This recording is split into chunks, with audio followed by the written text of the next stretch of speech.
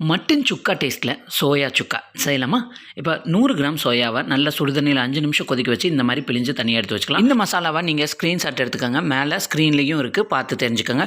இதை வந்து நல்லா ரோஸ்ட் பண்ணி வாசனை வர வரைக்கும் வறுத்துட்டு நம்ம தனியாக எடுத்து இதை ஒரு மிக்ஸி ஜாரில் பவுடர் பண்ணி எடுத்துக்கலாம். இப்போ ஒரு பேனில் கொஞ்சமாக ஆயில், 1/2 டீஸ்பூன் ஜீரகம், 1/2 டீஸ்பூன் சோம்பு, 2 பெரிய வெங்காயம், கொஞ்சமாக கருவேப்பிலை நல்லா பாதி வதங்கினதுக்கப்புறமா 1 டீஸ்பூன் இஞ்சி பூண்டு பேஸ்ட் போட்டு பச்சை வாசனை போனதுக்கப்புறம் ஒரு தக்காளி, கொஞ்சமாக உப்பு சேர்த்து நல்லா தக்காளி சாஃப்டாக வெந்ததுக்கப்புறமா 1 டீஸ்பூன் காஷ்மீரி சில்லி பவுடர் நல்ல ஒரு 10 செகண்ட் வதக்கிட்டு கொஞ்சமாக தண்ணி ஊற்றி இந்த மாதிரி கொதி வந்ததுக்கப்புறமா நல்லா வேக வச்சு பிரிஞ்சு வச்சிருக்க சோயாவை இதோட ஆட் பண்ணிவிட்டு ஒரு 7 நிமிஷம் நல்லா வந்து சோயாவை ஆட் பண்ணி மிக்ஸ் பண்ணி நல்லா வந்து இந்த மாதிரி ப்ரெஸ் பண்ணி விட்டுறணும். அப்போ தான் சோயாவில் இருக்க தண்ணி எல்லாம் ரிலீஸ் ஆகும்.